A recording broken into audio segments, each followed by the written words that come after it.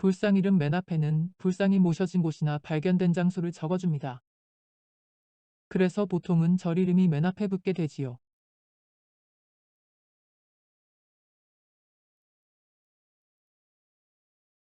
절은 없어지고 터만 남은 곳에서 발견된 경우에는 절 이름 뒤에 지자를 붙여줍니다.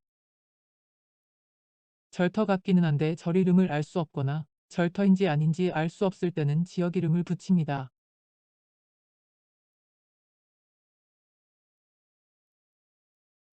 불상 중에는 밭을 갈다 발견되거나 집을 지으려고 터를 파다가 발견된 것도 있습니다.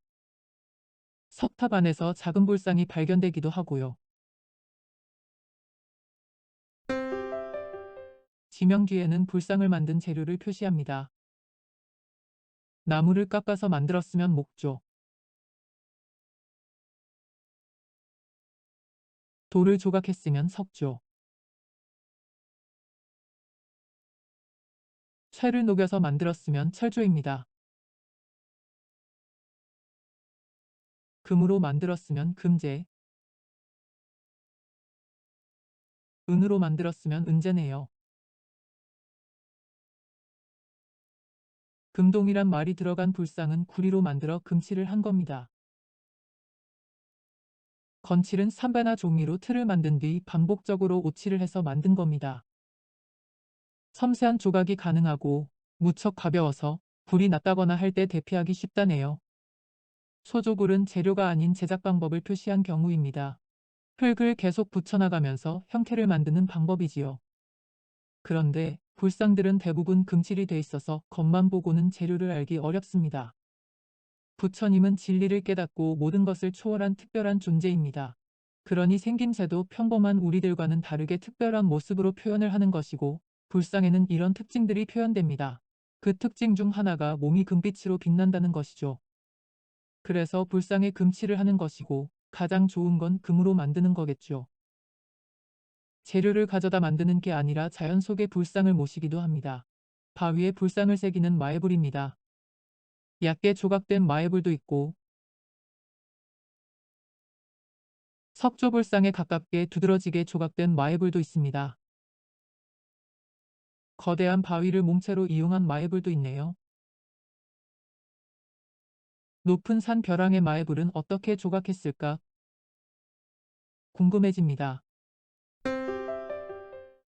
출신지와 재료 다음으로는 어떤 부처님인지를 표시합니다.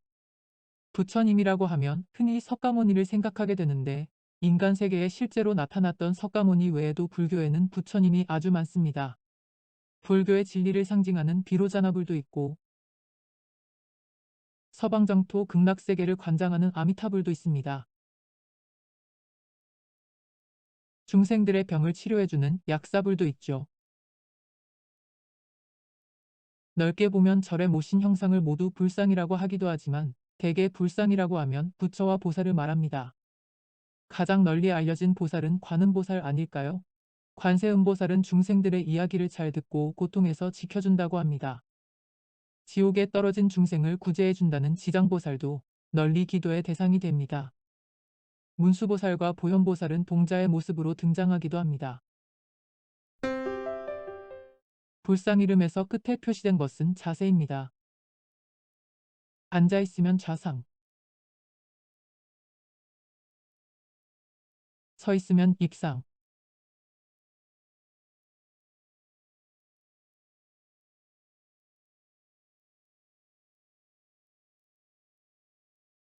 한쪽 다리를 다른 쪽 허벅지 위에 올려놓은 방가상도 있습니다. 방가 자세를 한 불상은 보통 손을 턱에 받치고 생각에 잠긴 모습이 많은데 이 자세는 방가사유상이라고 합니다. 이 자세를 취한 불상은 대개 미륵보살로 봅니다. 마치 의자에 앉은 것처럼 보이는 자세가 있는데 이런 모습은 의조화상이라고 합니다. 불상 이름 끝에 좌상이나 입상처럼 자세가 아니라 삼존상이나 불상군이라고 된 것이 있습니다. 불상을 모실 때 본존불과 협시불을 같이 모시는 경우가 많아서 삼존상을 많이 볼 수 있습니다. 세 분 다 앉아 계시면 삼존자상, 서 계시면 삼존입상입니다. 두 분만 계신 이불상도 있네요. 불상이 많이 모여 있으면 군자를 붙입니다. 여러 불상이 있으니 불상군이라고 할 법한데 네모난 방향으로 조성되어 있어서 사면불상이라고 합니다. 불상의 특징을 살려서 이름에 넣은 겁니다. 이 불상도 자세를 보면 입상으로 표시할 것 같은데 특이하게 비석 모양이다 보니 그 특징을 살려서 이름을 붙였습니다. 글자가 새겨진 경우에는 그 글자를 넣어 이름을 지으면 구분이 쉽습니다.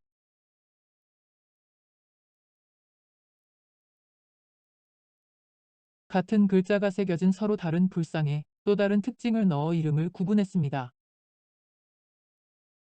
계유년의 전씨 일가가 아미타불을 새겨서 만든 비석 모양 불상입니다. 같은 계유년에 만든 비석 모양 불상인데 삼존불 뒤쪽에 수많은 불상을 새겨 넣어서 천불비상이라고 합니다.